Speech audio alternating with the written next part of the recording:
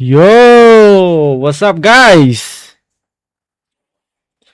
Chết hơi, chết hơi. Quá tích tiết, come on. 7 លេខទៀត ទាំងណាស់បង BSL ទៀតថ្ងៃមិញ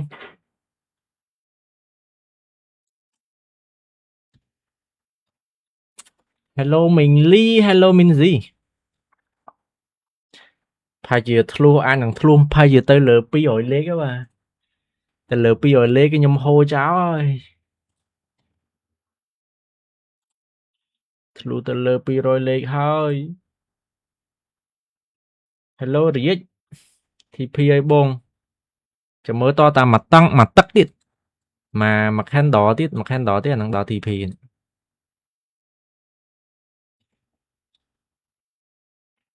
ចូលមុន live ចឹងបាន TP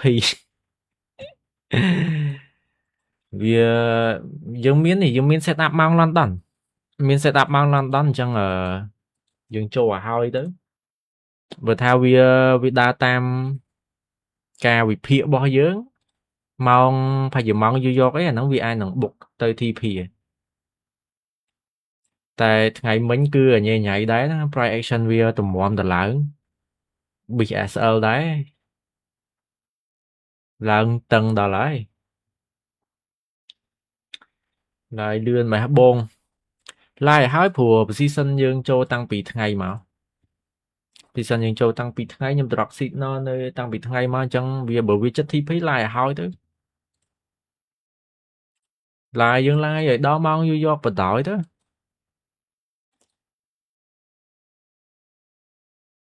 ញូវយ៉កចូលទៀតអត់ញូវយ៉កចាំមើលសិនបងអត់ដឹងបើមាន set up ហើយជាចាំមើលជាក់ស្ដែងបើមាន set up ខ្ញុំអាចនឹងចូលតែមួយថ្ងៃខ្ញុំត្រូវតែម្ដងអញ្ចឹងយើងទោះបីជាមានក៏ប្រហែលជាអត់នឹងចូលអត់ចូលដែរ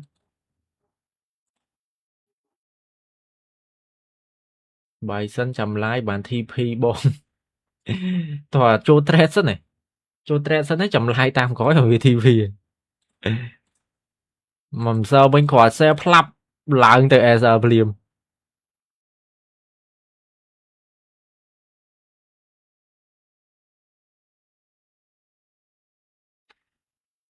អាចចិត្តដល់ TP ហ្នឹងងាយទៀតណាងាយនឹង TP យើងខ្ញុំស្រួលចិត្តដល់ TP ធ្លាក់មកវិញ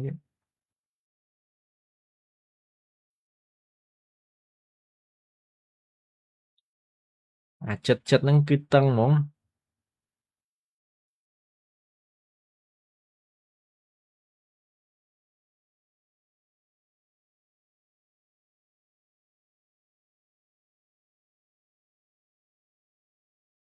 ចាំមើល candle ម៉ោង7មើល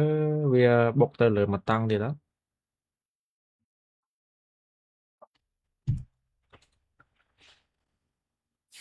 លើ change pair មក trade euro វិញបើយើងតែចាប់ផ្ដើម trade euro ទៅ euro វាស្រួល trade បើ trade gold នេះ manipulate ច្រើនវិកមកក្រោមវិញបណ្ដោយ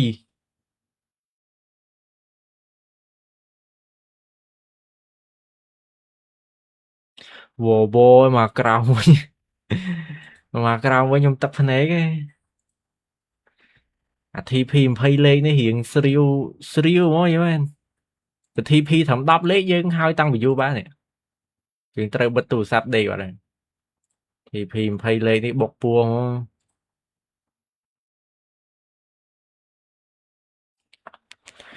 គង់តែ TP ចាំបាច់អីមក CSL ហ្នឹងហើយមកកែ reverse ស្ទា down trend បងវា reverse ហើយមកកែនេះយើងមើល structure របស់1ម៉ោងវាបង្កើត structure high ជាមួយ high low អញ្ចឹងផ្សារនេះគឺអាចនឹងវាទៅ clear វាទៅ refill imbalance នៅលើនេះវានៅសល់ fair value gap នៅលើច្រើនណាមួយ daily candle វានៅសល់ gap ធំដែរនេះអញ្ចឹងតាំង daily 4ម៉ោង1ម៉ោងគឺសិតតែសល់ gap អញ្ចឹងវាអាចនឹងហើយយើងមិនស្រួលធ្លុះហើយអា resistance 4ម៉ោងនេះវាទៅ fill gap នៅខាងលើ តែខ្លាចតែមុនវានឹងទៅ fear gap វាមក CSL យើងសិនណាអាហ្នឹងมันវបិទ live បាន TP ចាំបាយនៅ SL បងហៅបាត់មកទេបាយនៅ SL អីទៀតគេទៅហើយមានណាមក SL ទៀតទេឡើងប្រមាណលេខឯនេះ13 14លេខឯ14លេខហើយមានរឿងអីត្រូវមកវិញទៀតទេអត់មកទេធ្លុះផ្សារនេះប្រហែលជាធ្លុះឡើងលើប្រហែលជា300លេខ300លេខទៅលើអញ្ចឹង TP របស់ខ្ញុំប្រហែលជានៅលើនេះនៅ44 75ព្រោះខ្ញុំ trade 3 4 account អញ្ចឹងaccount មួយទៀតខ្ញុំទុក hold account ដាក់លុយតូចខ្ញុំទុក swing អាហ្នឹងគឺយើង hold ចោលតែបើ account លុយធំយើង TP តែ20លេខទៅមិនបានបាយកន្លែងហ្នឹងបញ្យោបានទេកន្លែងនេះដោយសារតែខ្ញុំបាយកន្លែងនេះដោយសារតែនេះវាមាន support 1ម៉ោងនេះវាមាន support 1ម៉ោងហើយផ្សារទិសដៅរបស់ផ្សារលំហូររបស់ផ្សារគឺវាឡើងទៅលើវា up trend ហ្នឹងគេហៅថា up trend ហ្នឹងអញ្ចឹងនៅពេលដែលផ្សារវាម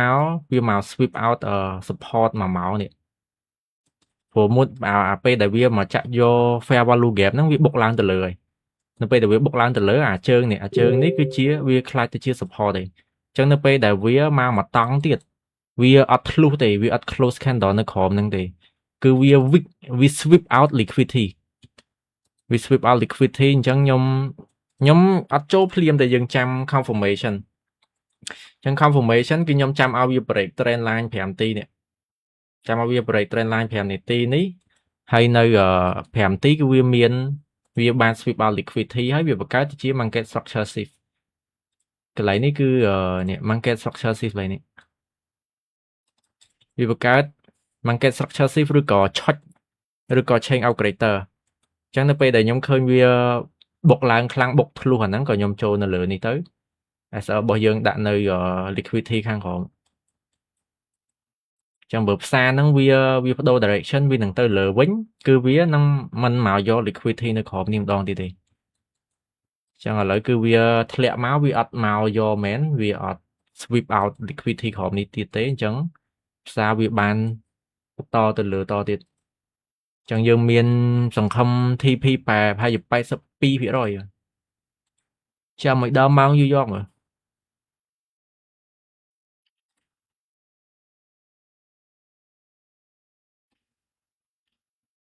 បើភ្នែកសម័យឡើង300លេខ300លេខមែនតើអូខ្ញុំហៅចោលហើយផ្សារនេះគឺឡើងប្រហែលនេះគឺជាជើងជា bottom អាហ្នឹងផ្សារអានឹងឡើងទៅលើវិញហើយ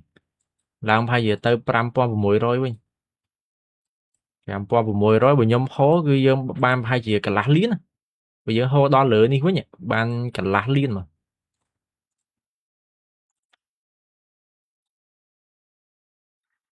តែពេលដែលយើងនៅជាប់ season ហ្នឹងផ្សារមិនឡើងទេតខ្ញុំកាត់សិនតខ្ញុំកាត់ហើយផ្សារវាឡើង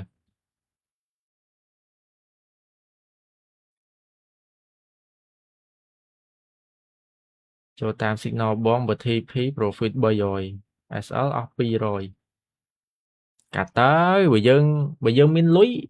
លុយសម្រាប់ខាតអត់អីទេទុកហូរដល់ TP ទៅតែបើយើងមិនសូវមានលុយទេមក trade ទៅចំណេញឲ្យកាត់ទៅទុកឲ្យដល់ TP ហ្នឹងពេលខ្លះបុកពួរណាស្រាវចឹងក្នុង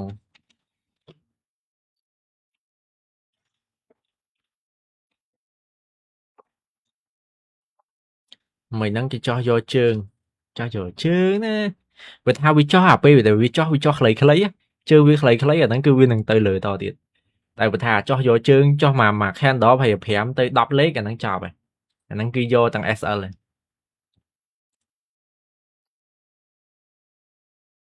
ញូវយ៉កដឹងតែបុកអាចញូវយ៉កបុកទៅលើខ្ញុំខ្លាចតែញូវយ៉កវាបើកមកវាបុក CSL សិនឯងខ្លាចវាធ្លាក់មកយក liquidity internal liquidity នេះស្អីបើវាទៅលើតទៀតតែធ្លាក់មកចប់ហើយព្រោះពេលចំណេញអញ្ចឹងយើងអត់ចង់ឲ្យវាបាត់បង់ទៅវិញអត់ចង់បាត់អាលុយ floating profit របស់យើង តែវាធ្លាក់មកដល់ entry វិញភ័យហើយបុកពោះហើយ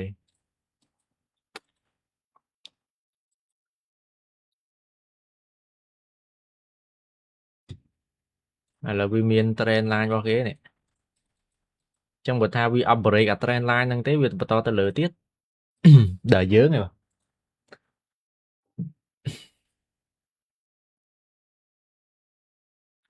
ចេញ SR to BE មកអត់ទេយើងអត់ប្រើ BE ដាច់ខាតគឺមិនប្រើ BE មានតែពីរទេ TP ឬក៏ SL បើយើងប្រើ BE វាមក CBE អញ្ចឹងយើងកុំដាក់ BE ដាក់តែ SL បានទេ10ឡាវាយយក CLA បើចូល account 100k ម៉ានឡតចូល5ឡត 100k 5ឡតSL របស់ខ្ញុំ5000ខ្ញុំរិះ5%មួយ trade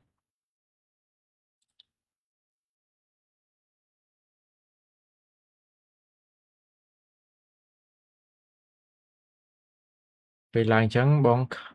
ខិត SL អត់បើអានេះបើថាវាឡើងយើងមើលទៅតម្រង់វាឡើងហើយខ្ញុំខ្ជិលខិត SL យើងដាក់អញ្ចឹងហ្មងទៅអានេះសម្រាប់ខ្ញុំខ្ជិលខិតបើយើងដឹងថាវានឹងឡើងទៅ TP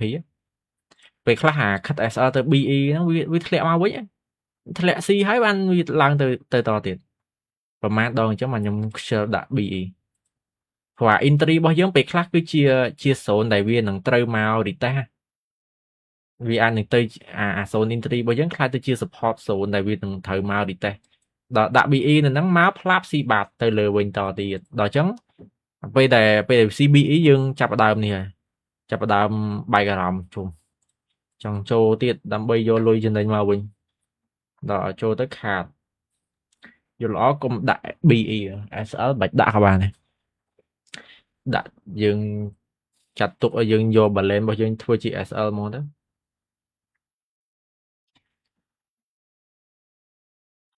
hit BE can survive tomorrow then SL chờថាឧទាហរណ៍ trade ហ្នឹងដល់ចំណេញឯងប៉ុន្តែយើងរំកិល SL មក BE មានអីវា CBE ហើយវាទៅលើវិញបាត់អញ្ចឹងយើងខាតដល់មានអីយើងចាប់ដើមបាយអារម្មណ៍ហើយយើងចូលទៀតខាតបាត់ចូលទៅយើងរបៀបយើងចង់ revenge trade យកលុយ profit មកវិញដល់ចូលទៅយើងអត់ចាំ setup អត់ចាំអីដល់ទៅចូលទៅខាតដល់ខាតច្រើនពេកដាច់ account បែកអារម្មណ៍ trade លេងកើត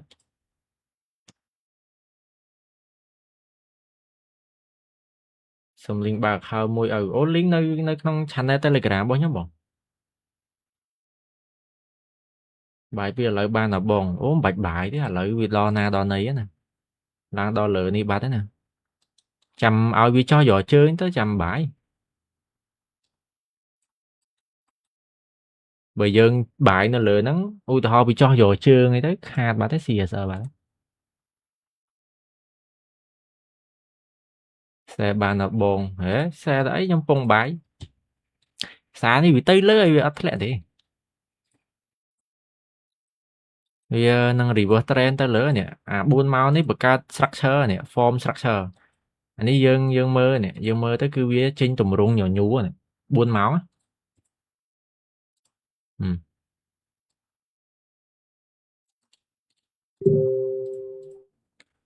អានេះគឺវាចេញញញូថ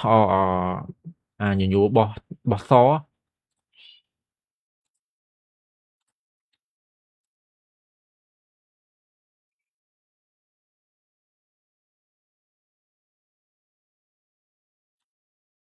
ហេត្រូវ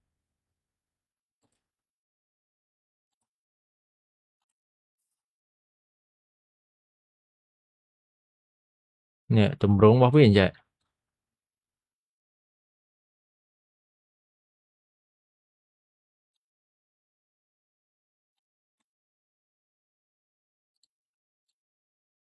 អាហ្នឹងញញូអីអាហ្នឹងដូចជា pick គេហៅមែនញញូគេហៅបថៅអានេះ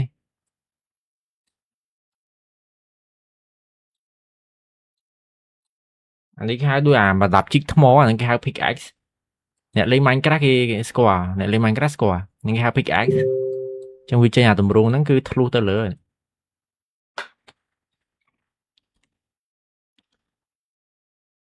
where is the confirmation confirmation nó 5 នាទី confirmation 5 នាទីនៅក្រោមនេះក្រោមពេលដែលខ្ញុំចូលណា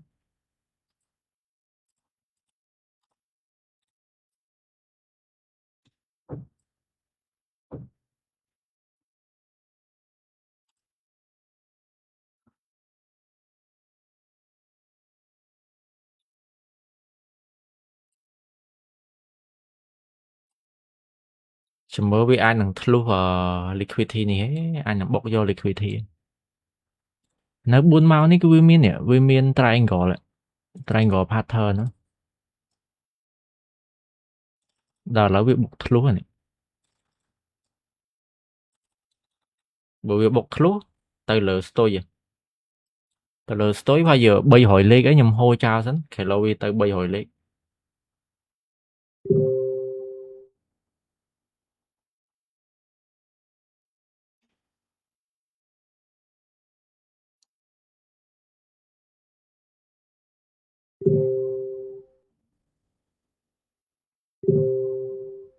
can you take define the confirmation confirmation របស់ខ្ញុំនេះខ្ញុំប្រើរបៀប model ICT model SMC វាមាន liquidity sweep ហើយវាបង្កើត market structure shift នៅ5នាទី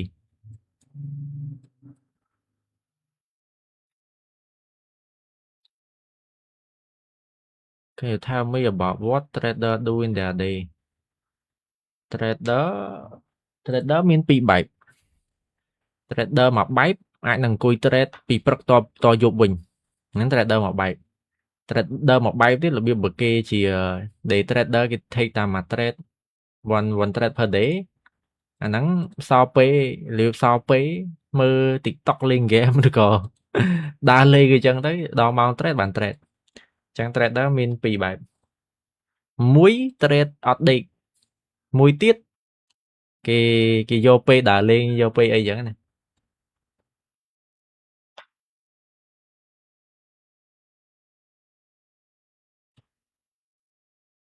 ចូលលើបានអត់អូបាច់ចូលឯងឡើង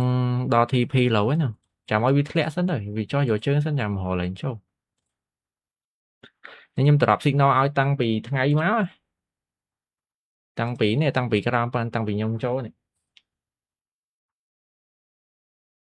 ព្រោះថ្ងៃខ្ញុំខ្ជិលឡាយថ្ងៃបងប្អូនយើងគាត់ធ្វើការធ្វើអីចឹងអត់សូវមានតែគេមើលទេអញ្ចឹងយើងចាំឡាយល្ងាចឬក៏យប់ទៅព្រោះមាន set up យើងចូលតាំងពីថ្ងៃឲ្យហើយទៅអ្នក trade អត់ដេកភាគច្រើនដាច់ account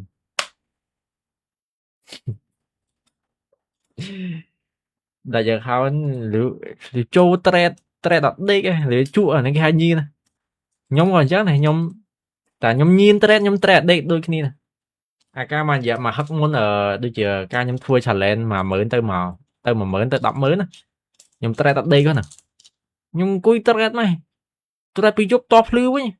អាភ្លឺអាព្រឹកម៉ោងផ្សារបើកពីម៉ោង5ហ្នឹង trade ទៀត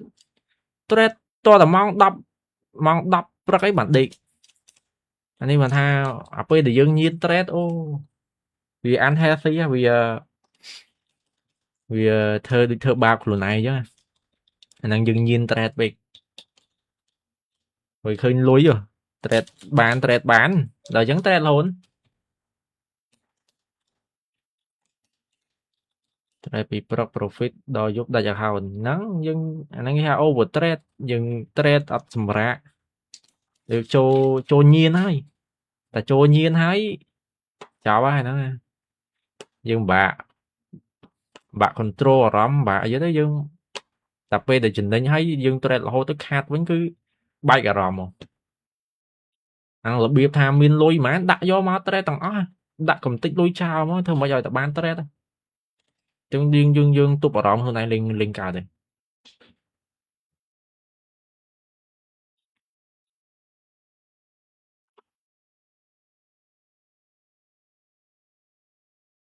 នៅសល់ប្រហែលលេខទៀត come on bro ហើយ5លេខទៀតដល់5លេខទៀត bro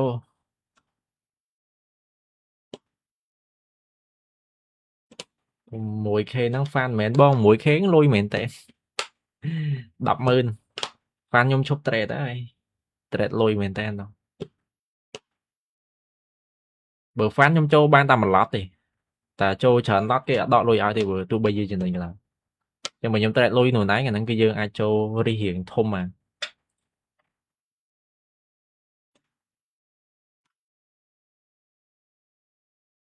មួយ trader មួយ trade ដាច់យ៉ាធ្លាក់ខ្សែដល់ដកខ្សែមិនធ្លាក់ទេតែអានេះទៅតម្រងនេះទៅ TP ហើយធ្លាក់ទេ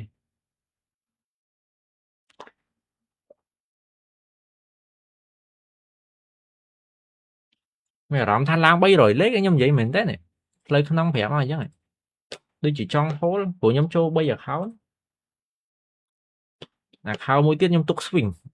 អាហ្នឹងអា swing ហ្នឹងខ្ញុំដាក់តែ 4000 ទេរបៀបដាច់ចោលអាហ្នឹង swing ចោល hello វា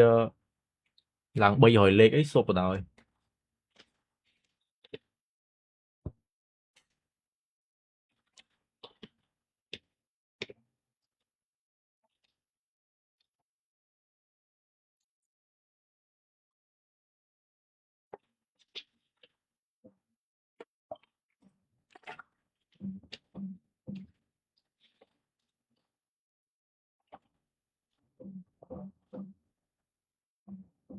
តែ time frame ណាល្អ time frame ត្រូវមើលទាំងអស់មើលទាំង4ម៉ោងមើលទាំង1ម៉ោងមើលគ្រប់ time frame ទៅគឺយើងស្រួល trade យើងដឹងទិសដៅរបស់ផ្សារអញ្ចឹងយើងចូលជាមួយស្របជាមួយទិសដៅរបស់ផ្សារទៅភាគរយដែលយើង TP វាច្រើន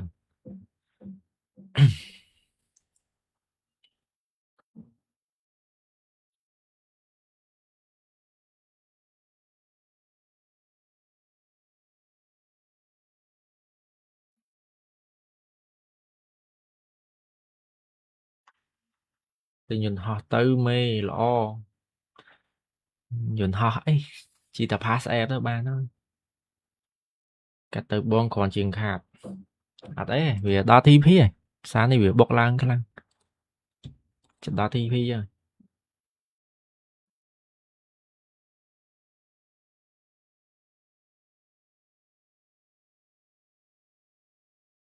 យវាឡើងខ្លាំងអាផ្សារនេះម៉ោងញូវយ៉កផ្ទុះទៅប្រហែល300លេខ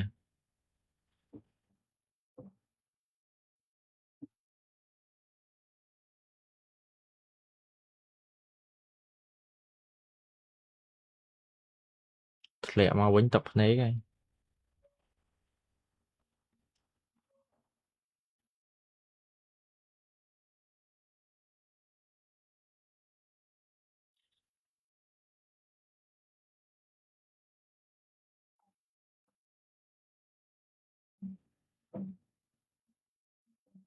មើលព័ត៌មានសិនបើព័ត៌មានល្អខ្ញុំ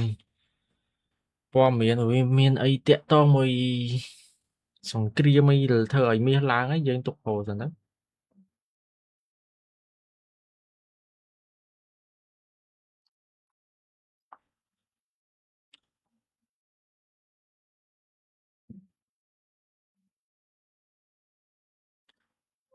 ម៉ោង7កន្លះគេវាមានស្អីគេនេះ trade balance មួយ export ម៉ោង9មាន existing home sale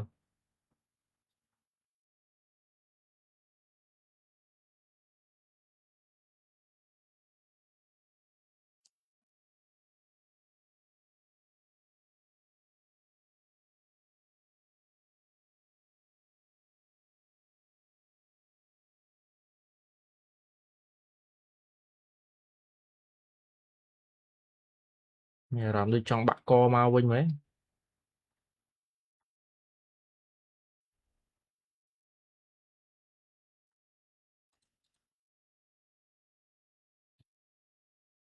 ខ្ញុំ sale ឲ្យមេ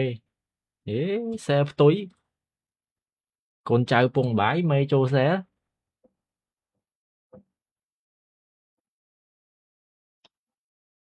ចោះយកជើងប្រហែលត្រឹមប៉ុន្មានដែរបងអត់ដឹងដែរយើងមើលយើងមើលត្រឹម support ទៅព្រោះវាចោះយកជើងត្រឹមនេះត្រឹម support 5 10នាទីនេះ vì miền ở fair value gap ông màu rồi trời miền fair value gap tôi nỉ muối rồi có nơi khang khóm nơi lại intri rồi đưa xuống đưa xuống ấy thật lẹ mà bà lâu ơi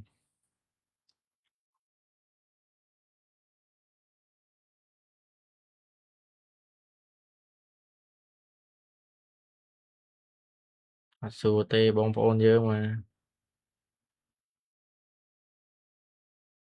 nhưng mơ hẻm tí cùng ai bờ bờ vi ọt luôn à support tôi ní hắn ta lừa bên đi này chỉ bờ vi luôn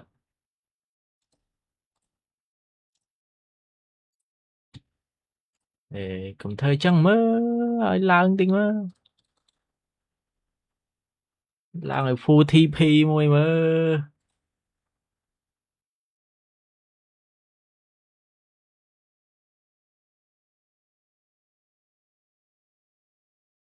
bị tư hao ôi do tôi ơi full TP môi mơ bờ SL full SL là hot đấy SL full là hot TP ở đây full sao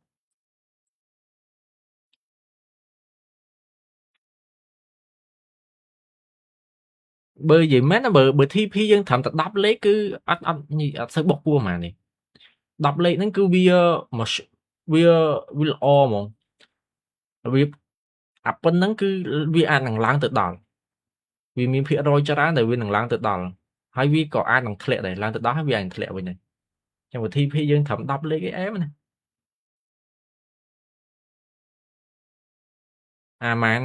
mà là tất muốn gì khai muốn ấy thì phi nhâm thẩm đọc lấy cái nhâm dân dân win strike thôi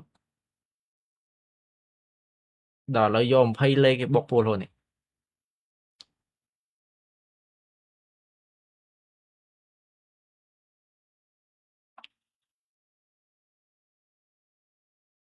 đọc lên nó mình full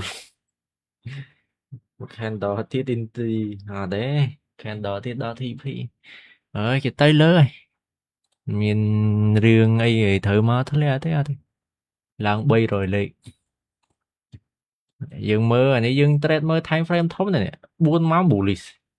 mà máu bullish candle daily bullish sẽ tập bullish candle tao nè chả candle tôi hàm ti ấy nè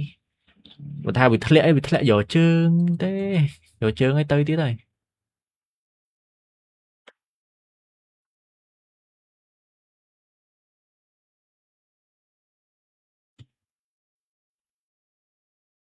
về tí số đặt đầm hay bàn ọt bán đã Montry sân chầm trồ đài máu thế tới TP ở vì lang TP sân si TP nhau sân nhà với mau entry bên đó mình xìa thì buôn màu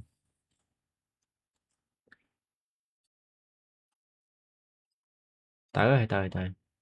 ui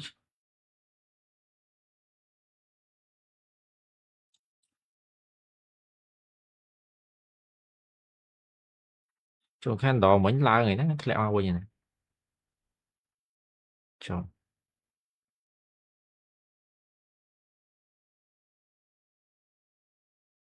trông trông trông trông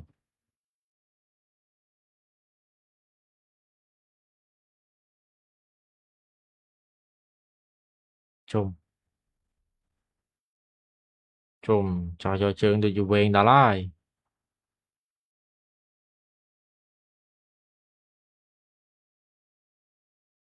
trông mà entry đi ra entry đi tập này cái gì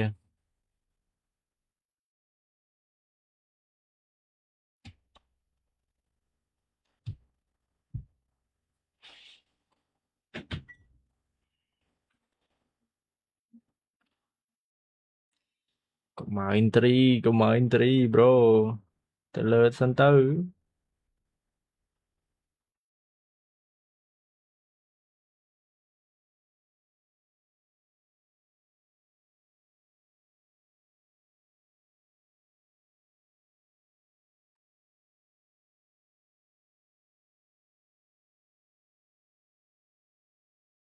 Entry á, mà entry thế.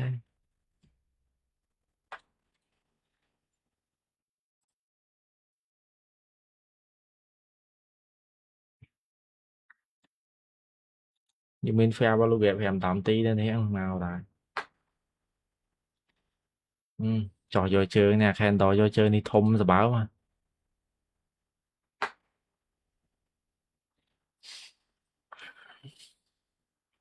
Khen đòi vô chơi thum rồi báo á.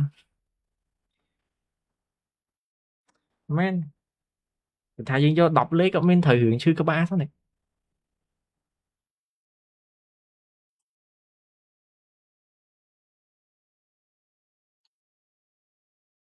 Rồi chơi năng á, chơi được được lẹ lằng đó chơi ấy. Còn mà chướng phải ẩm lấy kì.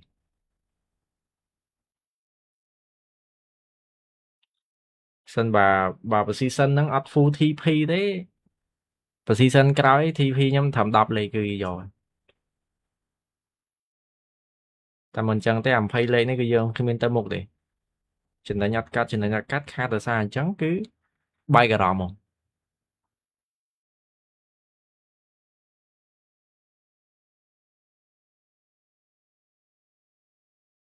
Ừ, mà vù vào đây.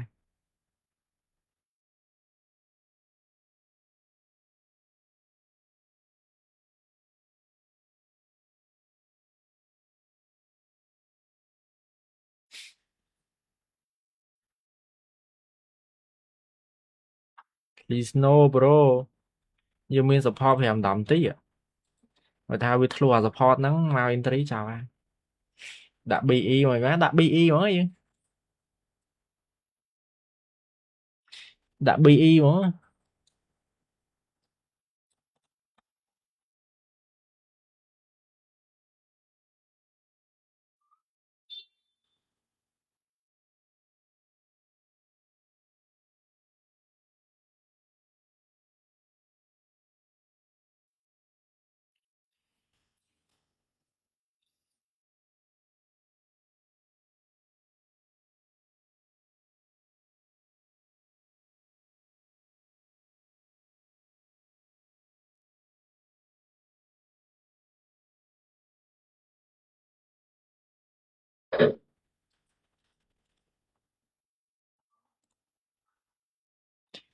Mà entry quýnh tập nê cái nhau. Cho vô chơi. Là ngọt đuôi tê. Đấy, nơi lái thì ở đây. Ừm. Này cái cho ai cho bài nè. Vì cho ai cho bài ta. Ấy vì cho gì chứ mấy để cho mà khen đòi đòi entry bình lời. Cho gì chứ từ bên nhập tên này. Chứ ngờ đây.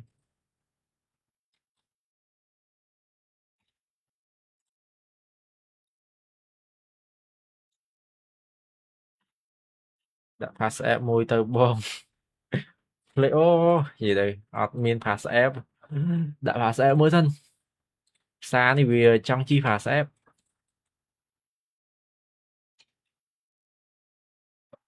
pass app mới sân lệ phần đăng bán ơi còn mau tí này mau nhom si thị phi môi mà ơi phu thị phi môi mau xong bố còn mau tí tôi phần đăng bán này thưa bạo nhom phần đăng bán ơi ao nhom miên sẽ đây sốc lá mau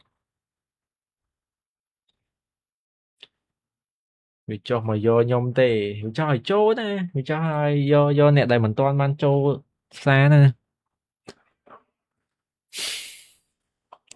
tình khá hai ở khơi chỉ chẳng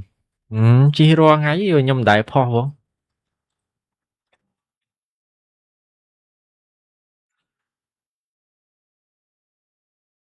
Dường bạc trend line tê lao vinh lời hỏi trầm tới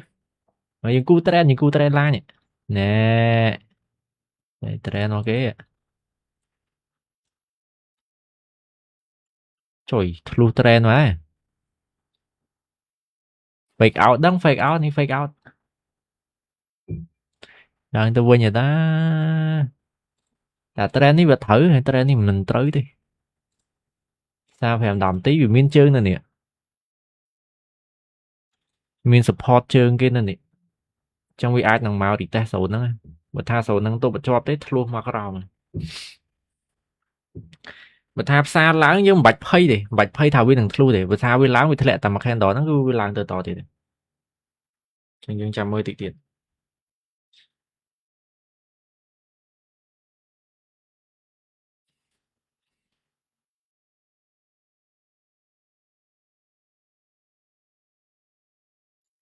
គុំធ្វើយ៉ាងហ្នឹង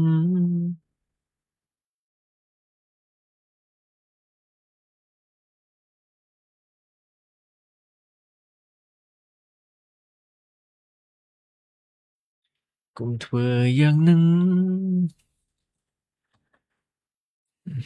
ហូបបាយនៅបងហូបហើយហើយអ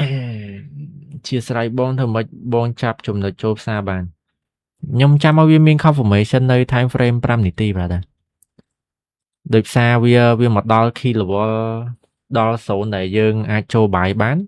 គឺខ្ញុំចាំឲ្យអា time frame 5 នាទីនេះវាចេញ confirmation វាចេញតម្រង់ដែលវានឹងឡើងទៅលើវិញអញ្ចឹងហើយបាទខ្ញុំចូលផ្សារបើថាវាអត់មានតម្រង់ឡើងទេមានន័យថាវាអាចនឹងធ្លាក់ទៅតទៀតឬក៏វាមិនទាន់ដល់ពេលដែលវានឹងត្រូវឡើងអញ្ចឹងខ្ញុំចាំតើវាចេញតម្រង់ដែលវានឹងត្រូវឡើងហ្មងទើបយើងចូលកុំឲ្យយើងចូលលឿនពេកឬក៏យឺតពេកឬក៏អីចឹងអាហ្នឹងជៀសវាង SL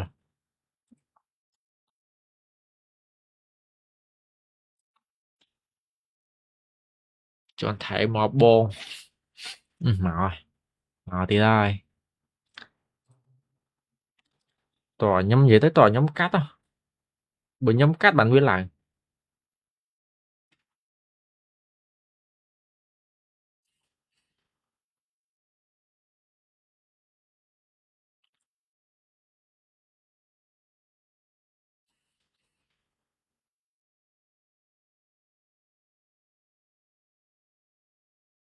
តែ candle វាធ្លាក់មកខ្លាំងពេកដូចជាអត់មានគ្មានសង្ឃឹមទប់ជាប់ទេ candle វាធ្លាក់មកខ្លាំងពេកមានសង្ឃឹមត្រូវទប់ជាប់ទេថាចាំឲ្យដល់ម៉ោងញូវយ៉កសិន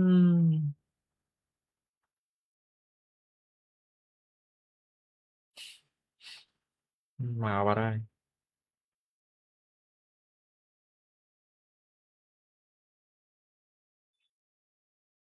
មកបាត់ហើយ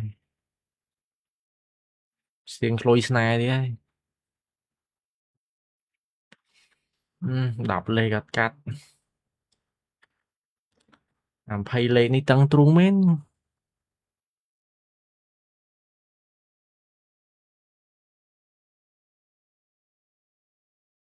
តែវាទប់អត់ជាប់តែធ្លុះមកមួយ candle ទៀតចប់ធ្លុះមកមួយ candle ទៀតចប់មែនតើនេះ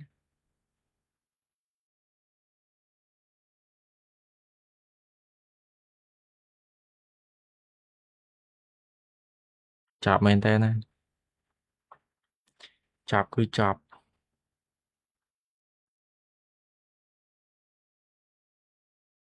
ឡើងទៅវិញភ្លាមឡើងទៅវិញភ្លាមឡើងទៅវិញភ្លាមឡើងទៅវិញភ្លាមឡើងទៅវិញភ្លាមទៅវិញកាត់ទៅបងអត់អីយើងដាក់ BE ហើយវាចង់មក CBEC ទៅវា C ហើយវាធ្លាក់ស្អីអីខ្លាចតែវា C ហើយវាឡើងទៅវិញខ្ញុំឈឺចាំទៀត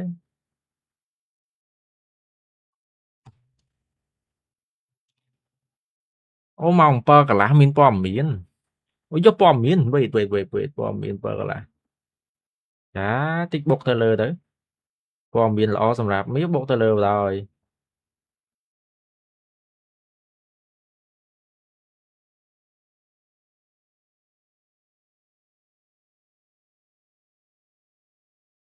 ចំបុកទៅលើ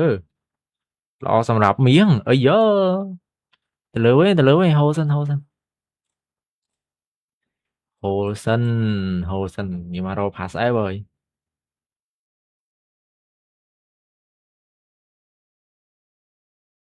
Ừ. Lơ Vinh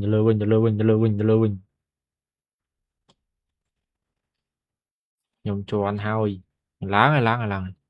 bò miến mong bơ chính bò miến cứ bù li khen đó buộc tờ lơ Vinh trong mình này tha tờ lơ gỗ nè lẹ giờ chưa này bon cu bò mạo mà bon cu mạo mấy à châu lươn mày hả bon châu tăng bị thay mà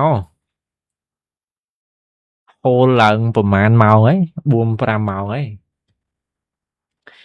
mạo mấy come on bro resistance នៅចិត្ត TP មួយឯងតាន់មកតាហឹងហ្មងធ្លុះហើយ resistance នឹងគ្មានទប់ជាប់ទេអានឹង resistance 4ម៉ោងតែសំខាន់អា structure របស់គេឡើង structure bullish ចឹង structure bullish resistance នេះទប់គ្មានជាប់ទេធ្លុះហើយ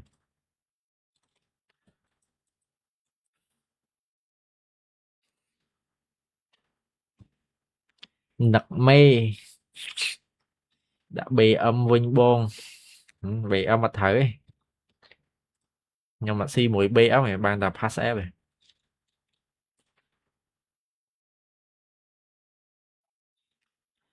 សុំមកតង់ទៀតសុំមកតង់ទៀតចៃធ្លាក់មកវិញចាំហើយ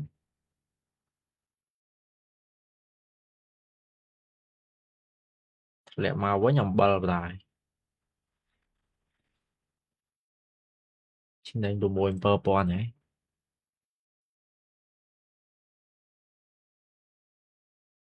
ចូលសារពេលព្រឹកពេលយប់មួយណាល្អជាងបងពេលយប់ល្អជាងវាសារដើរលឿនជាង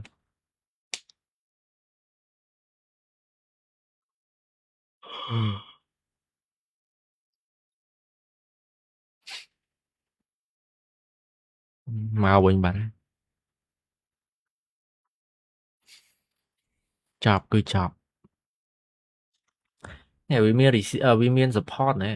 គេ support គេអា resistance នេះនៅពេលដែលវា break ទៅវា become support វិញ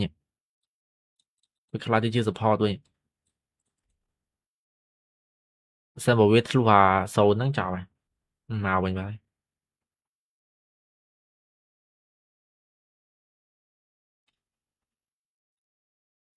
ចប់គឺចប់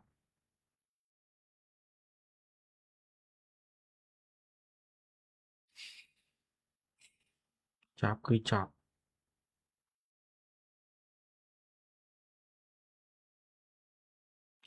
អាចចំណេញហើយមក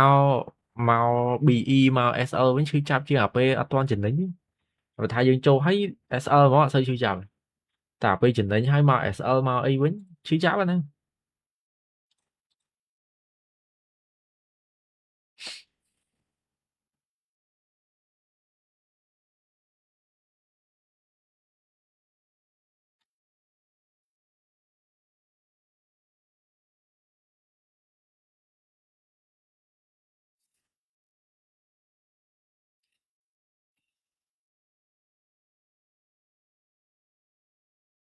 សុំ5ទៀតចង់ប្រាប់ថាឆ្ងាញ់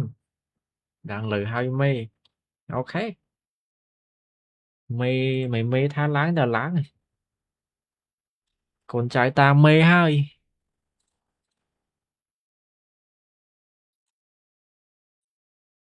ជឿជាក់លើមេហើយ come on មេអឺ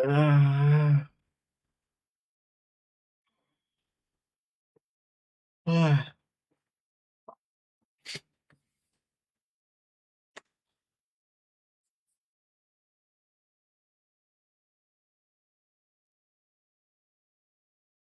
ទៅហើយតម្រងនេះទៅហើយកាត់ Ansel ហូសិនទៅបងឡើងអត់ហ៊ានមានរឿងអីរឿងកាត់ទេយើងឡើងដឹងរហូត full TP អូវាដល់300លេខ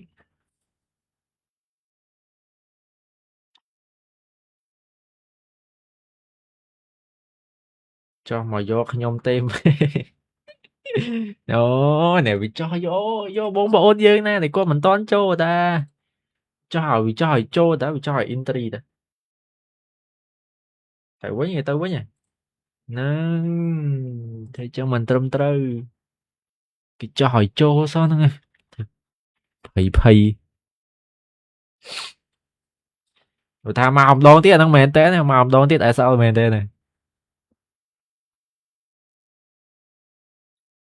ខ្ញុំស្ដាច់ហូរដល់ដាច់ account ហ្មងដូចគ្នាចឹងហូរអត់ខ្ចីកាត់ហូរទៅ SL វិញចោះយក SL សិនបងព័ត៌មានថ្ងៃ10ទេបងថ្ងៃនេះវាមានព័ត៌មានហើយតែព័ត៌មានផ្សេងចឹងណា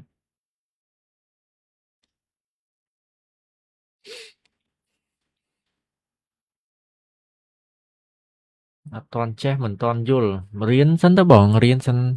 មើលមួយឆ្នាំ2ឆ្នាំសិនអាហ្នឹងរៀងចេះហើយរៀងយល់ហើយ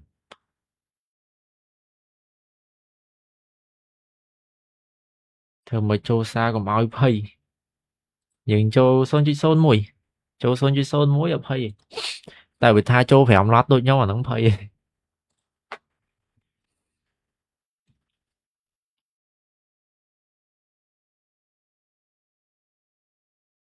ខ្ញុំជួយវិនិយោគឲ្យបងអូនតិចមកត្រូវការឧបករណ៍បើក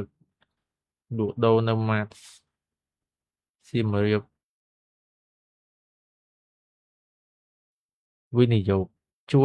យអីគេប្រាតាជួយវិនិយោគមកចឹង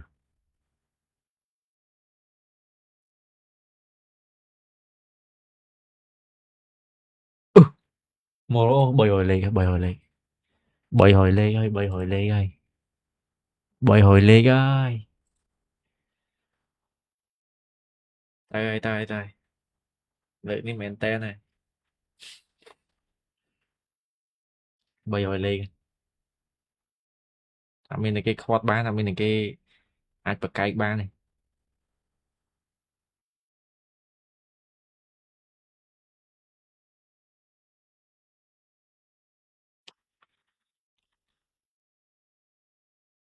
ទៅជី pass app ហុចទឹកសលង្កាចូល0.02បុកពោះហ្នឹងយើងចូលមើល balance របស់យើងទៅបើ balance យើងរៀងតូចចូលអាតូចបំផុតទៅ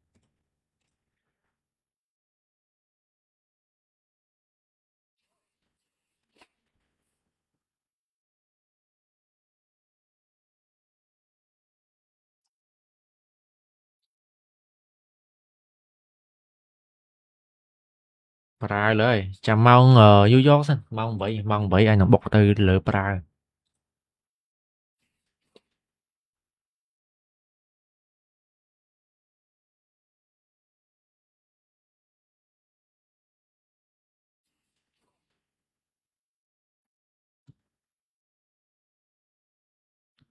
ឡាយបងឡាយមួយថ្ងៃមែនបងឡាយរាល់ថ្ងៃមែនឡាយរាល់ថ្ងៃតែប្រាប់តា TP ហើយមេ TP តែចេញក្បាលប៉ុណ្ណេះតែចេញអាតម្រងវាធ្លាក់ឲ្យបុកឡើងទៅវិញខ្លាំងអញ្ចឹងអាហ្នឹងទៅហោះស្ទុយឯង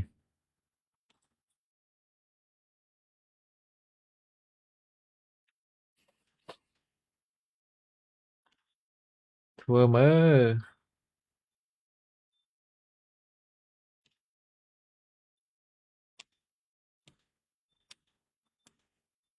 កុំធ្លាក់មកវិញ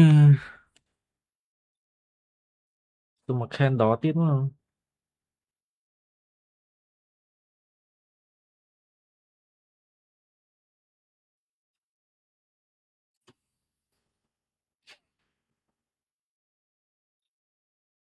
មកវិញដល់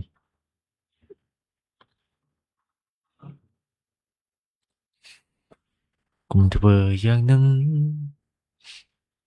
កុំទៅឆ្ងាយពីបង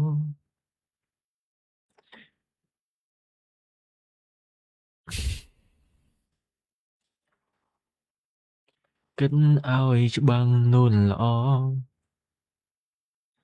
រឹកបងគ្មានគុំហោះទេ Và sân ôn không bông súng tung miên mi.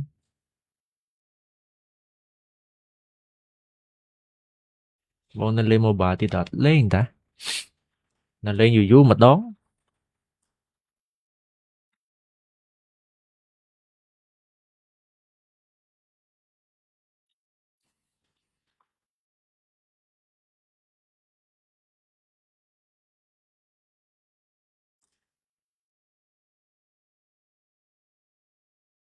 Chà mơ mong bậy sớm.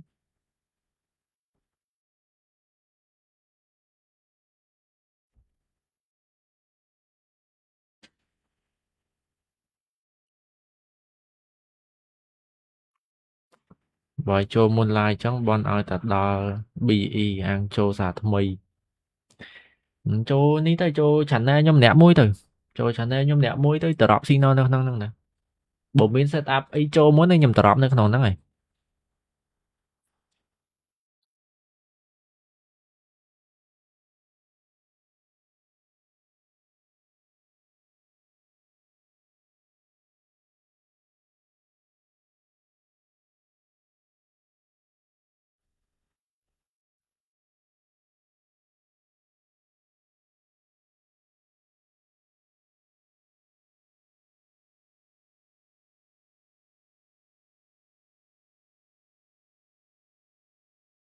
Từ đọc lên thì má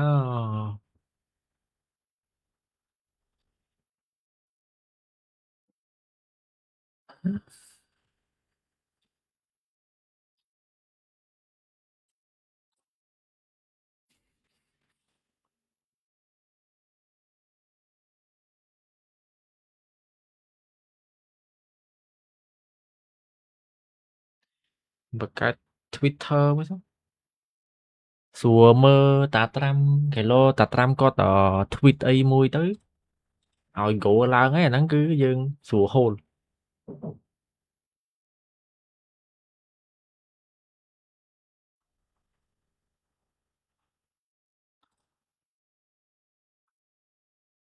Gỗ này cứ bây giờ xoay tờ lơ tạ trăm đấy bà. Xoay tờ lơ ta bao nhiêu đấy. Chẳng bật ta tha lao thấy cứ dương hôn rồi. Ta tha cho dương rồi sẽ đạp xe rồi.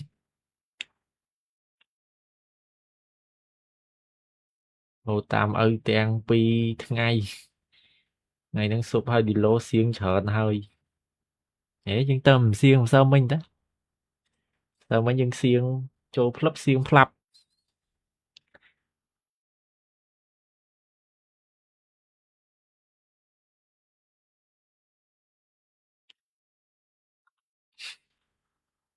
Phật mấy giờ rán tà lẹ xin nó phật mấy ấy, ngày mấy nhỉ ngày mấy giờ rán tà lẹ xin nó thi phi môi đấy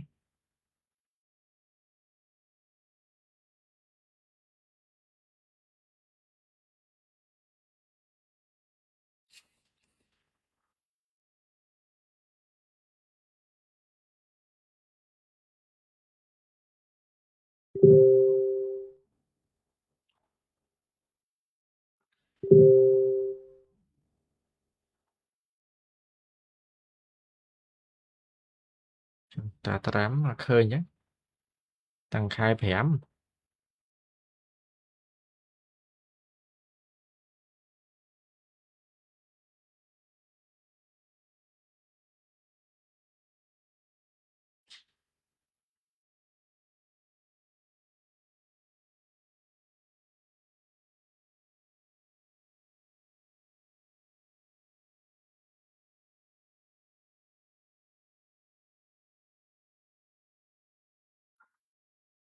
này xì máu á mong du dột thẹ mà rau mấy đẩy lên lúa dùng đi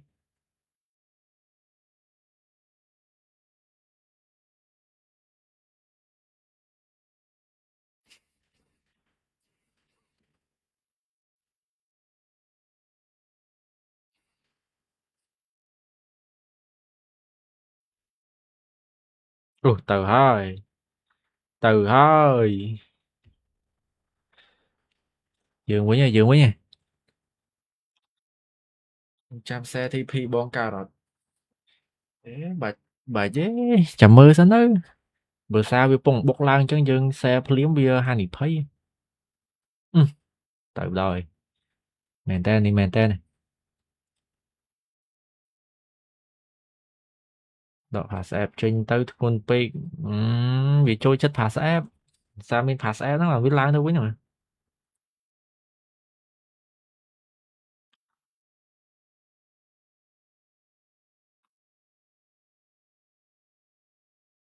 ឡើងនេះគឺឡើងខ្លាំងបាទ300លេខមែនតើនេះលេងសើចទេនេះ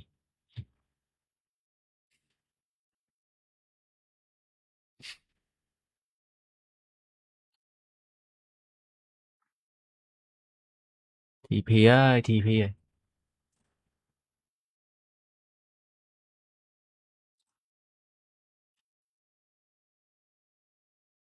ទៅហើយខ្ញុំធ្លាក់មកវិញ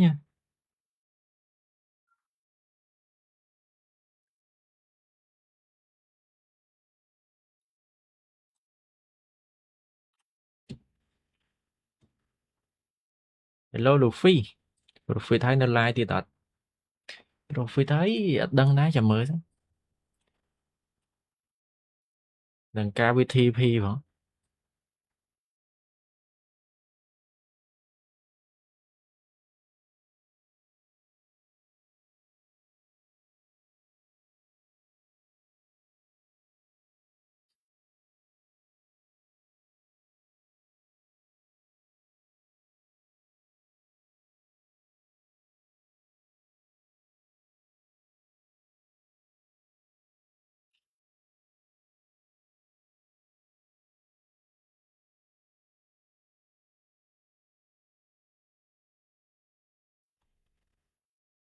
ឡើងទៅលើភ្លាមឡើងទៅលើភ្លាម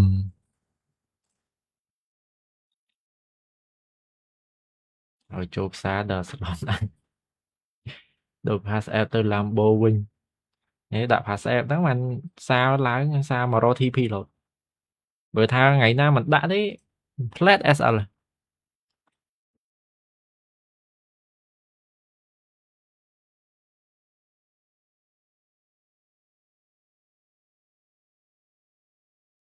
come on bro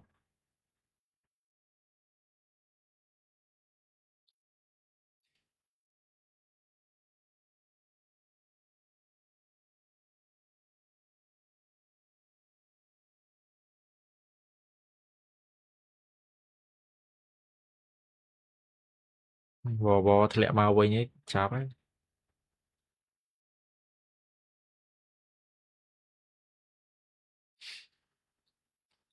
ហើយលេខដូចតឹងដល់ហើយ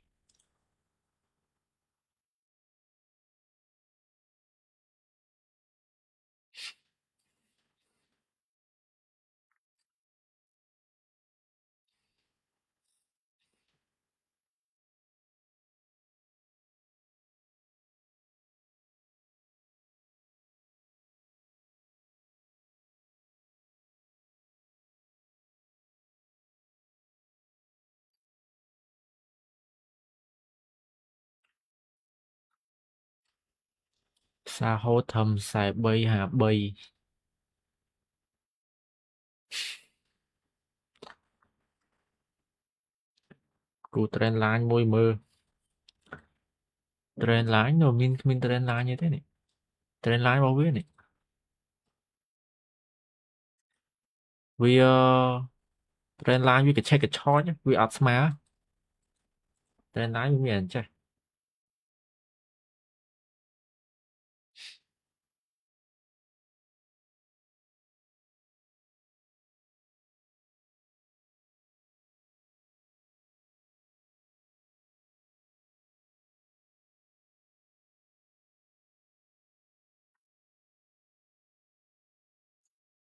ទៅដល់ TP ទេហ្មងលេខទៀតណា5លេខទៀតណា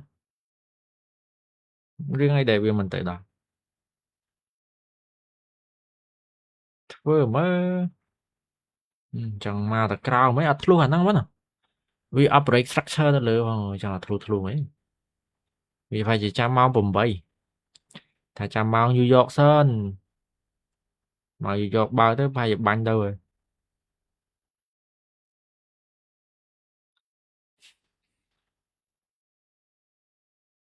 អីខ្ញុំជិះ BM ដែរបងជិះមក BM សប្បាយជិះវាសម្បាំងលូទ្រុឌទ្រុឌទ្រុឌទ្រុឌទ្រុឌទ្រុឌតែយើងបានជិះតាមខេត្តទេជិះក្នុងភ្នំពេញបលិសចាប់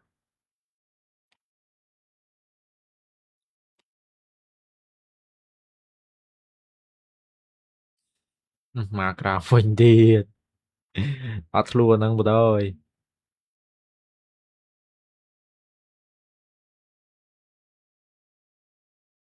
វិចមកក្រៅវិញបាត់ហើយ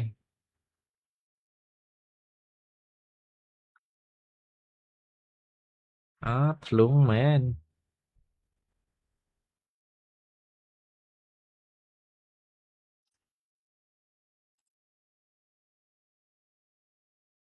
Ability of my love.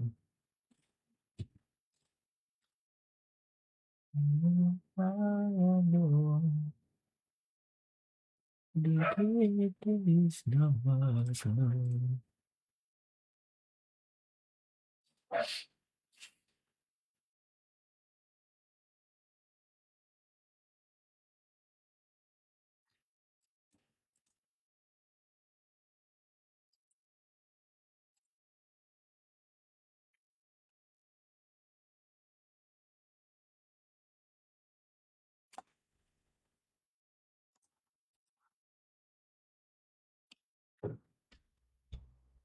បងរៀនតាមសៀវភៅមិនមែន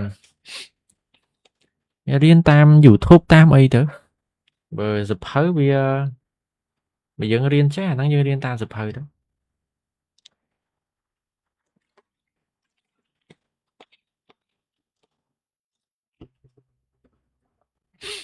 មកវិញទៀត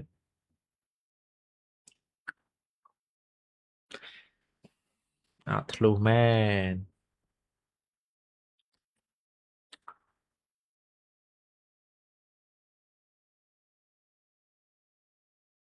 ចប់គឺចប់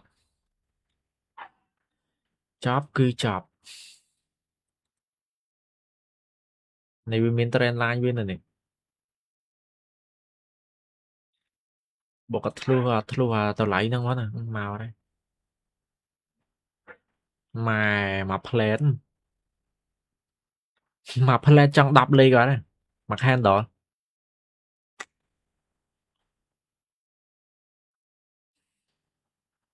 ពេលឡើងតឹងម៉ែធ្លាក់ក៏ស្រួលម៉ែ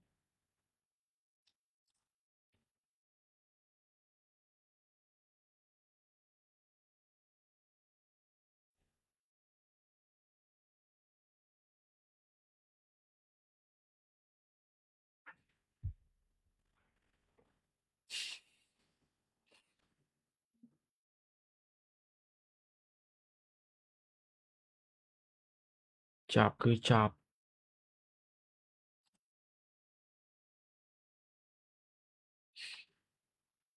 មកហើយ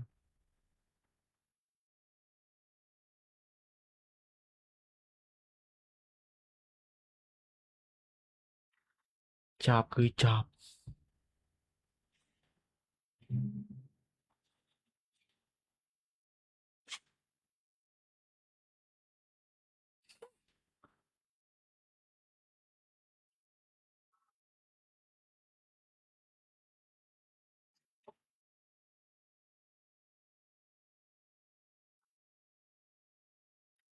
ចាំមើល5នាទីទៀតមើល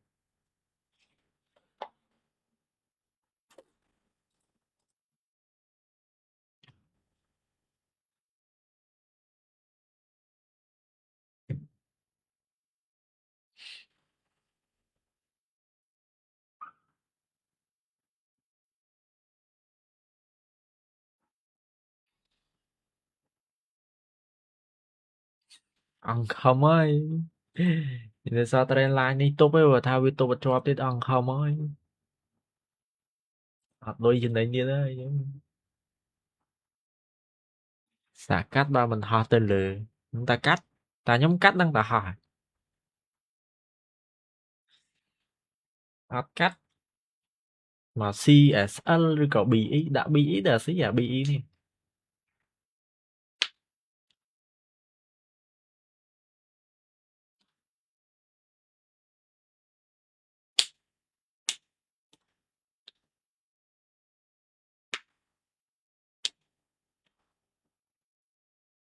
មកអត់ហើយ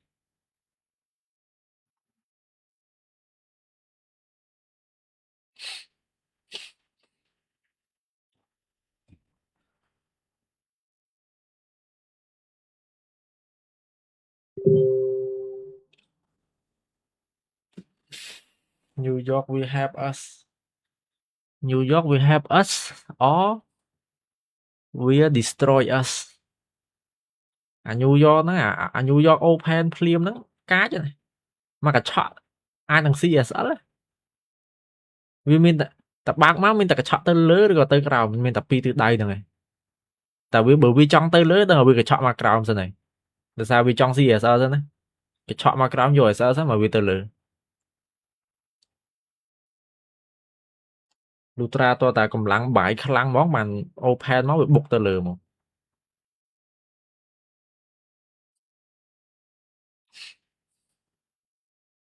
អានេះតម្លៃល្អនេះមាសនៅតម្លៃល្អនៅតម្លៃ43កម្ពូលរបស់វានៅឡើង56នេះអញ្ចឹងគឺវាធ្លាក់ឡើង1300គួរណាស់តែគួរណាស់ទៅទិញបុកនាំគ្នាទិញវិញអូទៅវិញគួរណាស់តែនាំគ្នាបុកទិញវិញហើយដល់6000ទៅខ្ញុំហៅអាស៊ីសិននេះចោលហូស៊ីសិននេះចោលដល់6000យើងបាន1លានដុល្លារឥឡូវហូរចោលសាក់ហូរចោលគីឡូយើងសំណាងអីទៅមាសវាមិនធ្លាក់មកវិញ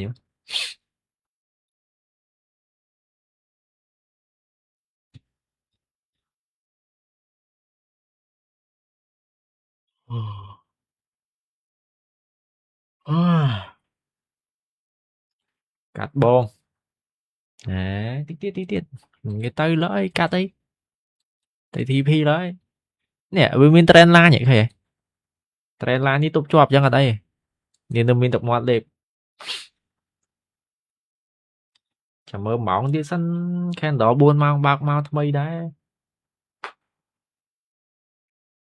ដល់4ម៉ោងបើកថ្មីបើថាបុកទៅលើតទៀតលុយហើយ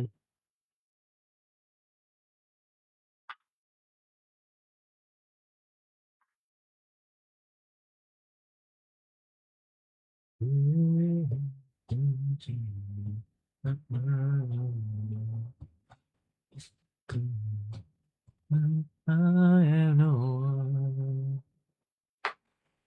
ូលបុកទៅលើមែនទៅលើអូយ TP 100%មកព្រាប់មក candle ហ្នឹងដល់ TP ហ្មងមក candle ហ្នឹងដល់ TP ហ្មងនេះតោះយើងហើយ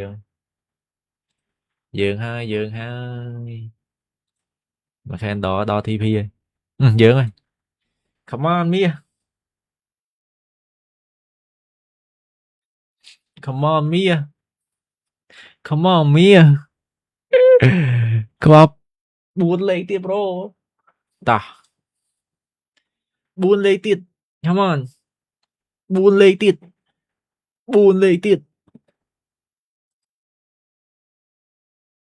កុំធ្វើវាធ្លាក់មកវិញ bro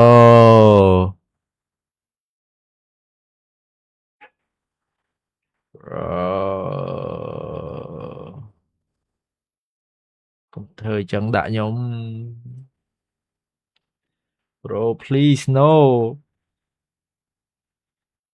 bro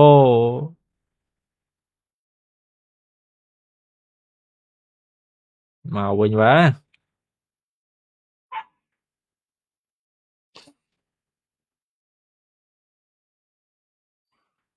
មកក្រោមអីណាទៀតទេ4លេខទៀតទេអត់យល់ go ហ្នឹងមែនអាចចិត្តដល់ SL ហ្នឹងអត់មានបុកធ្លុះអត់មានបុកធ្លីសាក់ខ្ញុំកាត់សាក់យើងកាត់មុន full TP វាបុកធ្លុះទៅប្រហែល100លេខ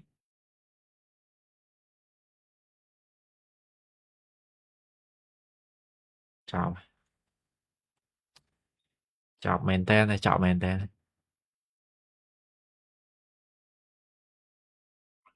chọn với chọn màu anh đi đây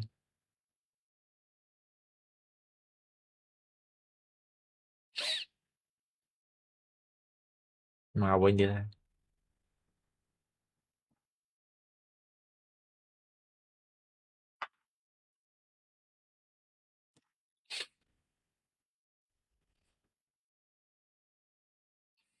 chọn cứ chọn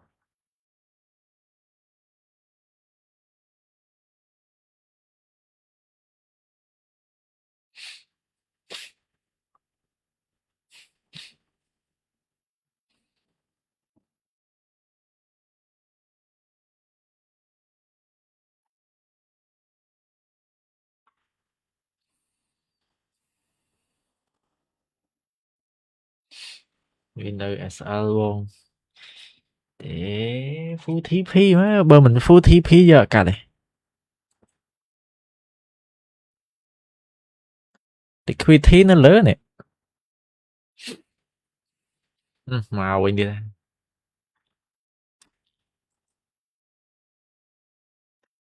chọn cứ chọn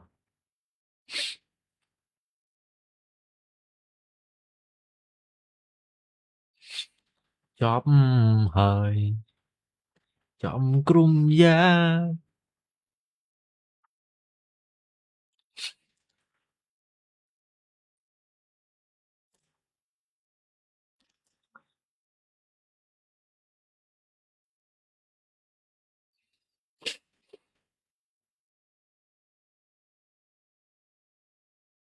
chọn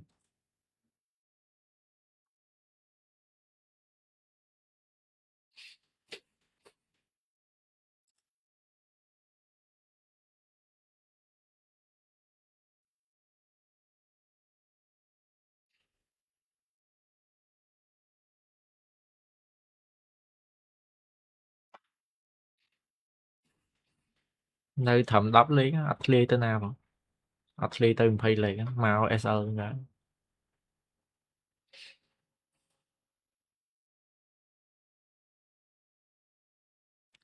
bột tơ lửa muốn lẹ mà khổ mình rồi và thao biết bột mà cào muốn á bột mà cào muốn mình vì bột làm tơ lửa mình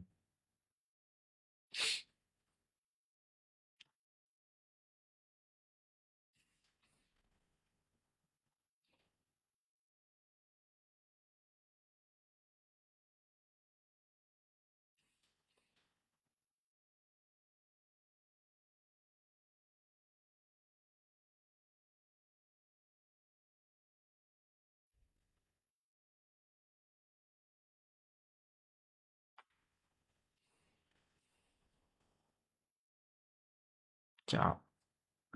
chọn hơi forex is scamming yeah forex is scam bro gold is scamming bro post đánh game này giấy trời hơi lúc ta chém sọc này giấy trời hơi sân bà bởi season nắng nhung bị thẹn mà CBE trading is scam trading cứ chỉ lập bài sân bà vì thẹn mà CBE bao nhiêu nhé forex is scam post đánh game cứ này giấy trời hơi bởi vì thẹn mà CBE nhau mình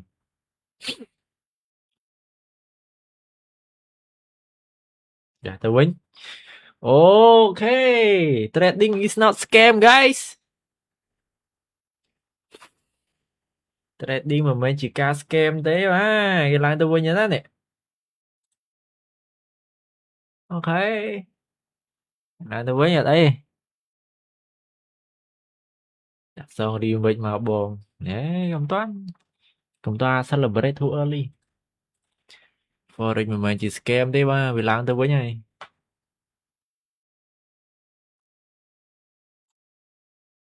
nhưng mà sao là hơi bỏ cái mình toán thằng full thi phí ấy nhập SR tại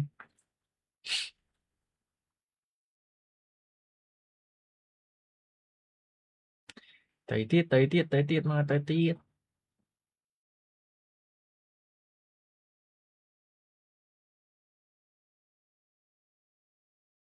Từ rồi. Full TP này làរួចសោះវានេះកំពុងតែប្រមូលផ្ដុំអ្នកបាយតែកាលណាវាប្រមូលផ្ដុំអ្នកបាយកាន់តែច្រើនវាទៅម្ដងទីម្ដងទីនៅពេលផ្សារធ្លាក់ហ្នឹងគឺអ្នក sale ខំប្រឹងបុក sale ឲ្យវាធ្លាក់ប៉ុន្តែនៅតែវានៅតែឡើងអញ្ចឹងមានន័យថា buyer គឺ strong come on bro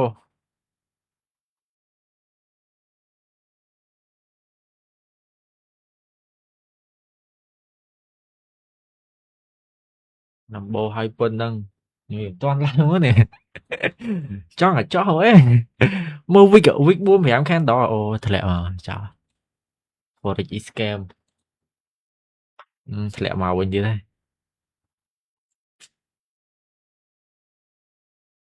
មកវិញទៀតហើយតាំងពីថ្ងៃមកវាឡើងចោះវាអត់ឡើងវាអត់ទៅហ្មងវាឡើងចោះ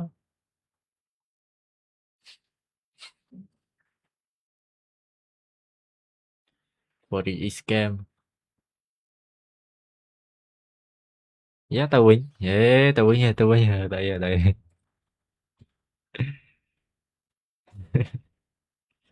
បងកាត់ DTP តែខ្ញុំកាត់ហោះស្ទុយ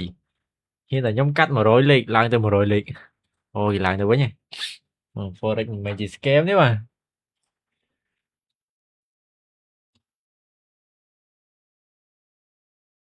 nóទៅមែនតើទៅមែនតើ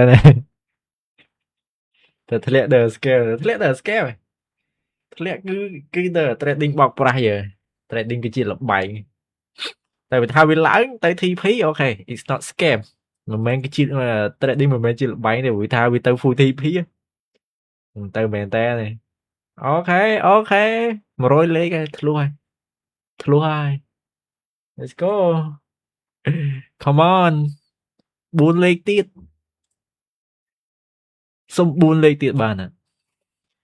can you give me one more day I am not asking for a week I am not asking for a month can you give me 4លេខទៀត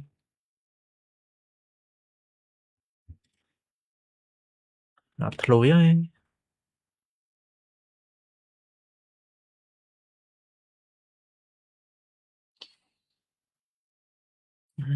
អត់ធ្លុយមកវិញទៀតអត់ធ្លុយទៅ4 5ដងអត់ធ្លុយទៅមកក្រោមហើយ SL អត់ធ្លុយហើយ4 5ដងហើយមកក្រោមហើយ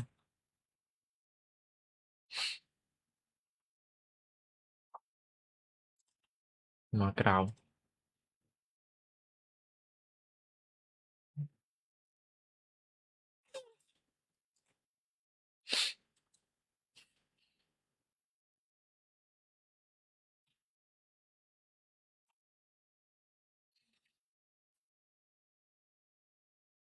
បង what if fund account ជា account យើងកាន់ fund ឲ្យគេអញ្ចឹងយើង trade ឲ្យគេហ្នឹងគេហៅ fund account អត់ឡើងមែន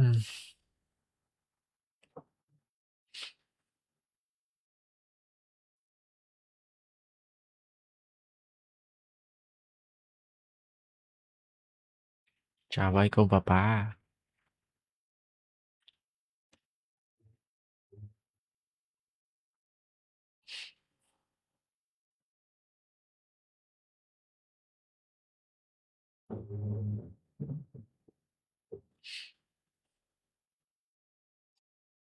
វាចាំព័ត៌មានហ្នឹង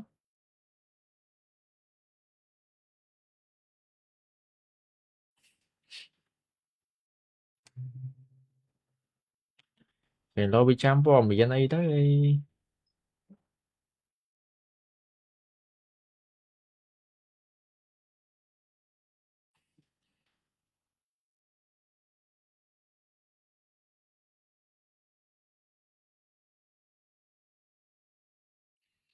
ដល់ pass air បាត់បងដល់តើ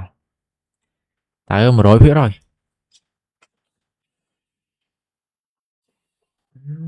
Thể thao với mình lắm.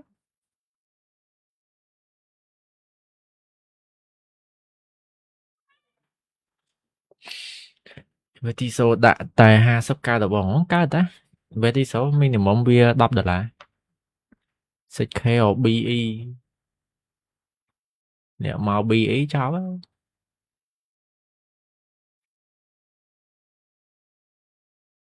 Từ ná. Nơi nâng. Tùm rung đi tùm rung mau ai sợ nè. Tùm rung mau крау mình. Nghe thế là. Bởi vì nếu reject ประมาณ แค่đó nè. Reject ก็เตอร์เลยมัน เตอร์เลยรุ่ยมัน chó ấy. តែតែខ្ញុំកាត់មើលហោះស្ទុយតែខ្ញុំហ៊ានតែកាត់ឡើងទៅ100លេខបើអត់កាត់ទេធ្លាក់មកវិញ Trading is scam man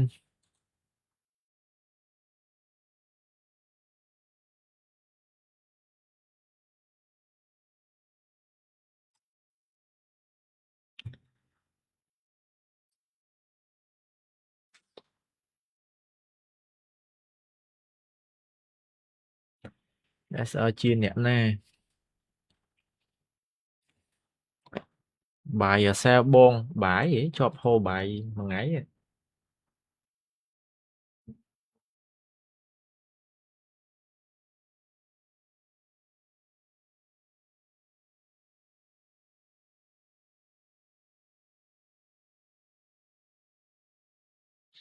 can you give me ประมาณ7លេខទៅដល់ឡើងទៅដល់45ឯណា45 3លេខជាង4លេខ4លេខសងក៏តោយមែនចុះអាក្រក់មែនសារនេះ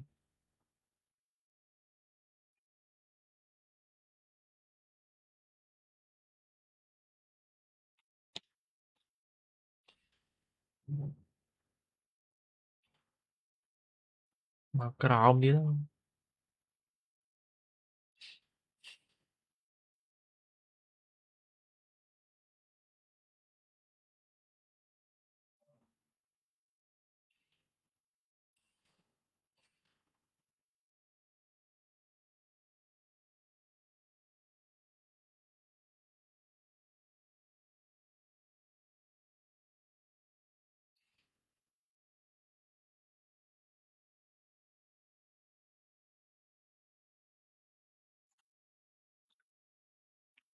ត្រូវចាំថា SR ជា balance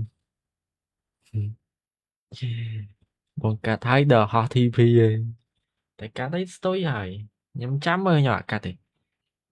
ចាំមើលវាធ្វើមិនមួយខ្ញុំយើងយកឈ្នះផ្សារមួយមើលកុំឲ្យផ្សារឈ្នះយើងរហូត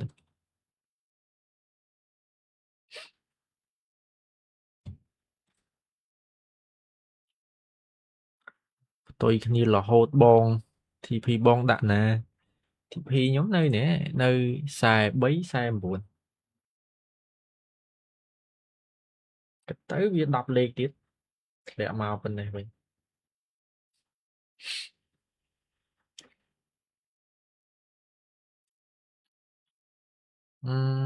នៅជាប់នឹងបាត់ហើយតម្រងនេះតម្រងធ្លាក់មែនណានេះ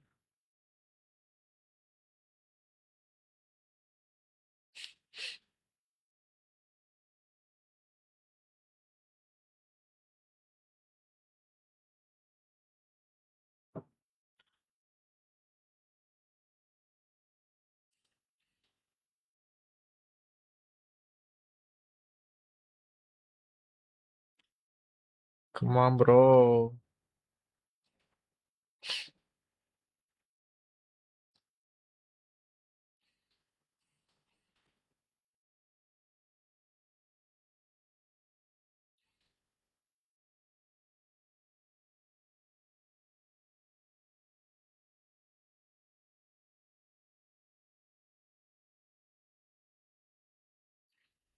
ជាប់នឹងបាត់ហើយ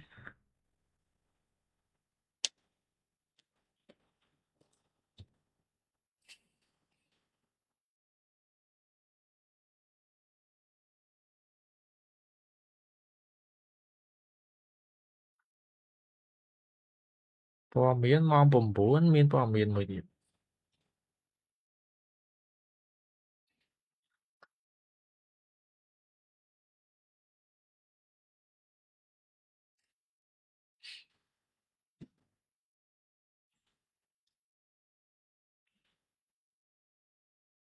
មកក្រោម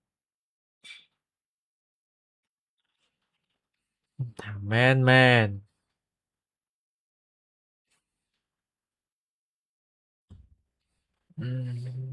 ទាំងទ្រូងមែន Forex is scam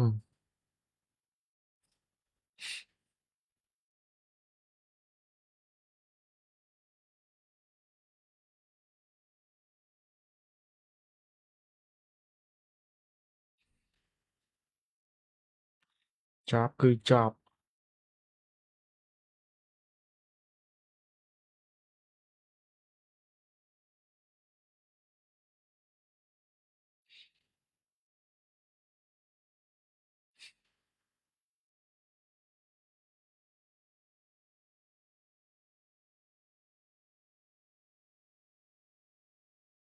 មកហើយ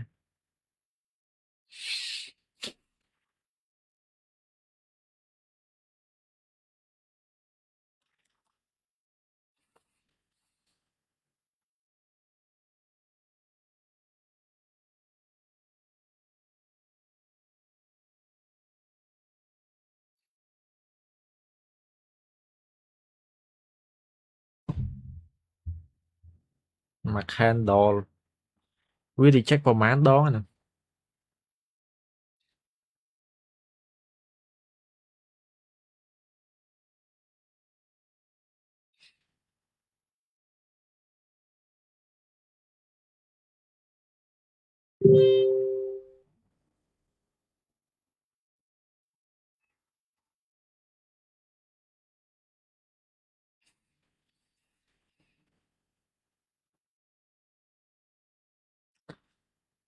ចប់ហើយ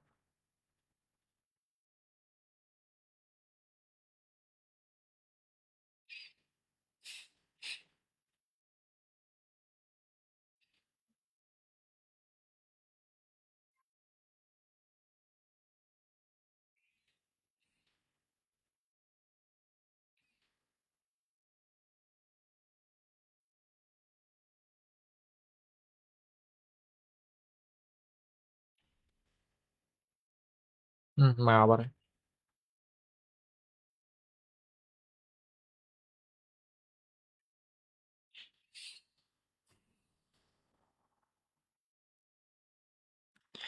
អំបិលហើយសៀងឃ្លុយស្នេហ៍សៀងឃ្លុយស្នេហ៍ថែមលំត្នោតទេទួញរៀបរាប់ប្រាប់រឿងស្នេហ៍ទាំងទ្រូងទួងទួញសៅកា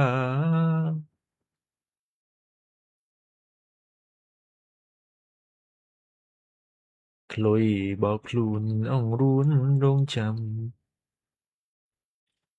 ត្នោតទេយំយោយីព្រោះស្នេហាឃ្លាតឆ្ងាយ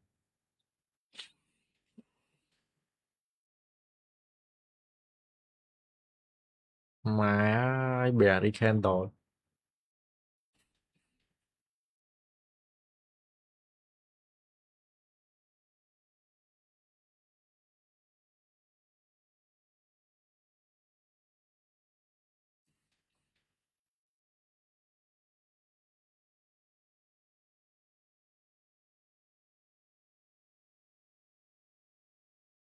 អំបិលបាទឡើងមក16លេខអឺខ្វះ4លេខទៀតចាធ្លាក់មក BE វិញហើយណា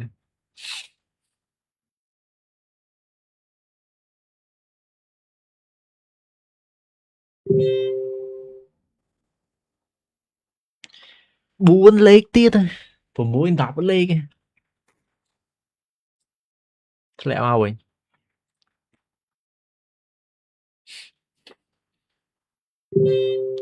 សាហាវមែន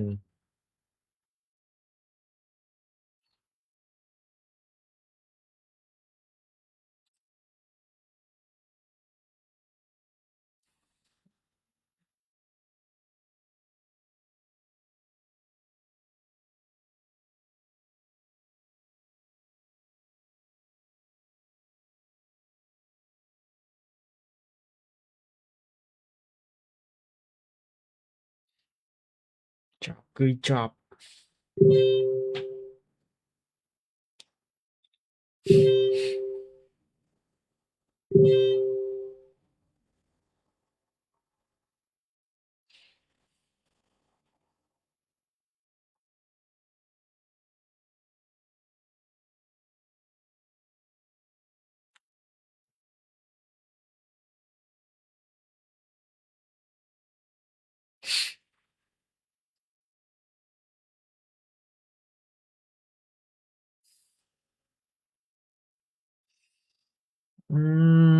Mình đây chơi chạp và chiêng mơ profit à chất TP mau với nhỉ.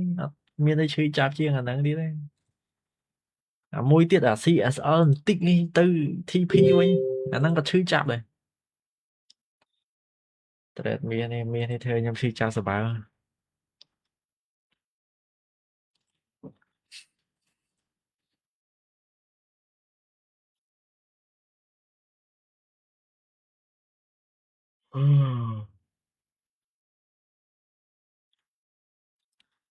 Chào bài bia.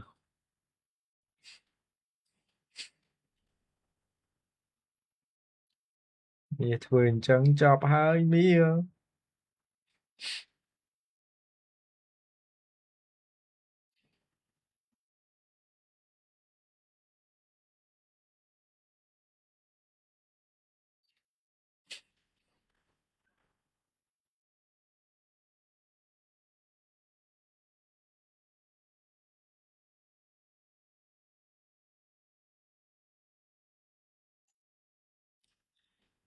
Là vừa nhảy bòn. Một thằng lá OC bị y bật lại. Bí. Tích tiến.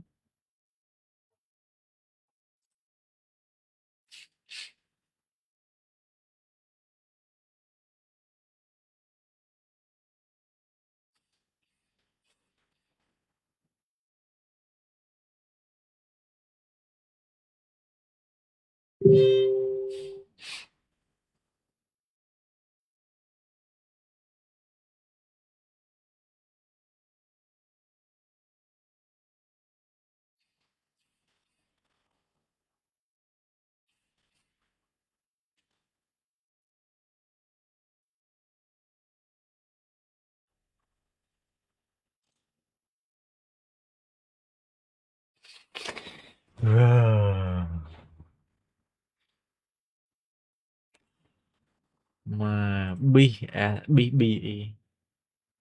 tại vì mình phe ba lô ghẻ này nè break trend mà bạn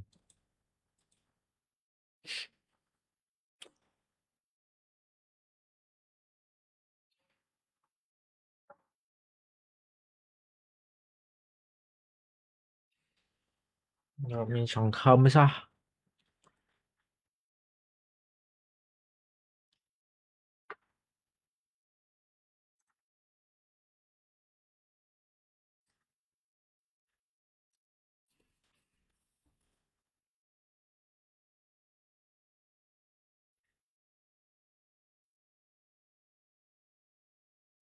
nhưng mê ta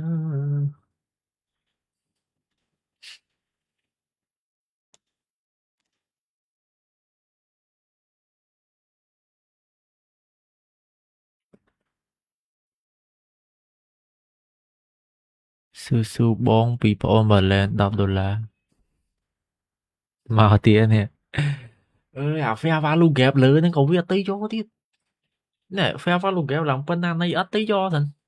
mau tí này anime mà tha bởi mình ban si bị y thế ít ít lại nè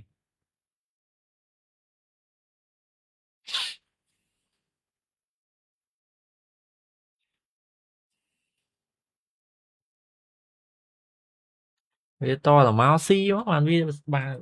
bạn tới rồi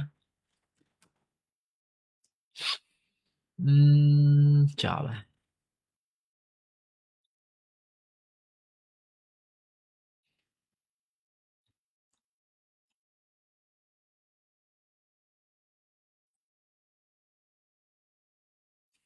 màu vào đây bị y vào đây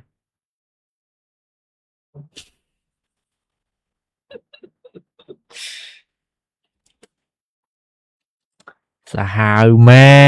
ន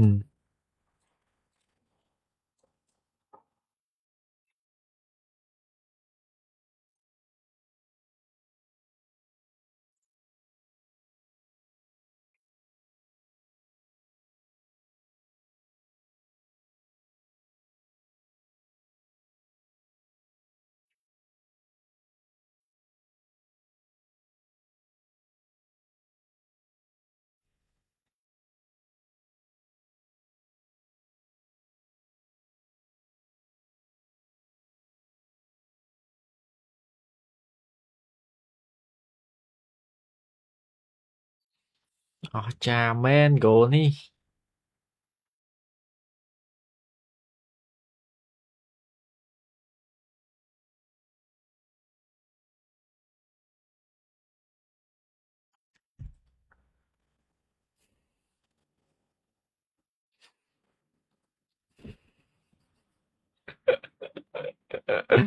អើយតប៉ែ10លេខជាង6 10លេខអើយ45 ATP 49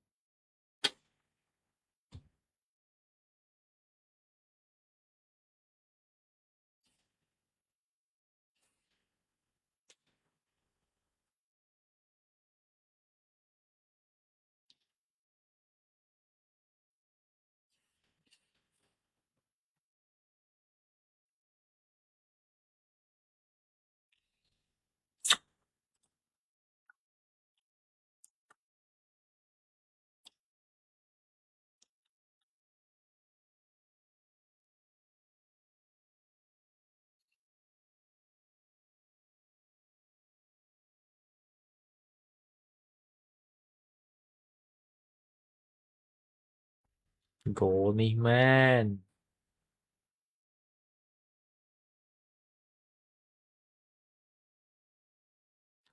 BEC Cលើស40វាទៀត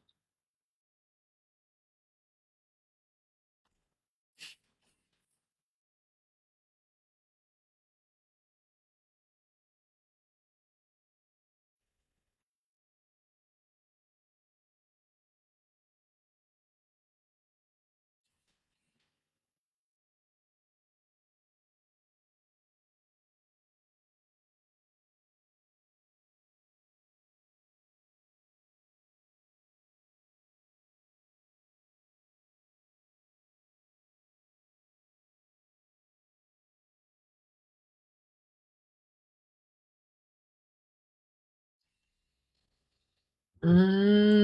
ឈឺចាប់ Go scam Go scam Go scamming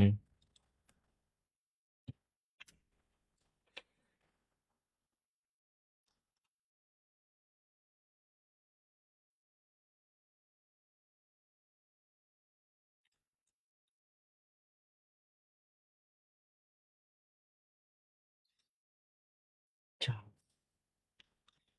ចាប់គឺចាប់គឺចាប់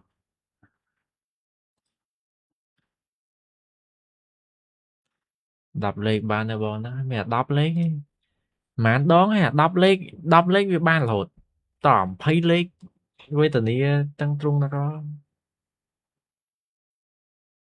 ស៊ីហើយទៅវិញឯង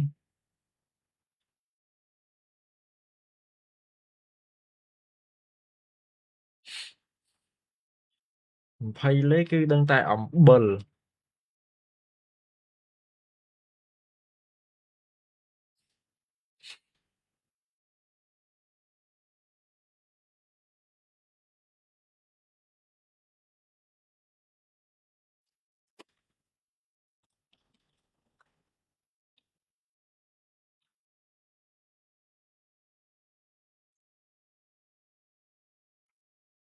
វាចាប់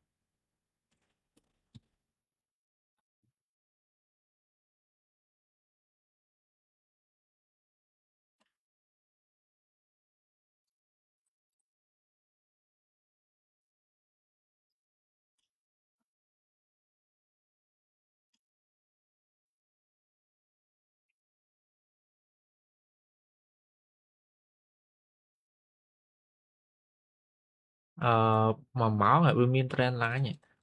số thế lại mà trend lá vậy nhỉ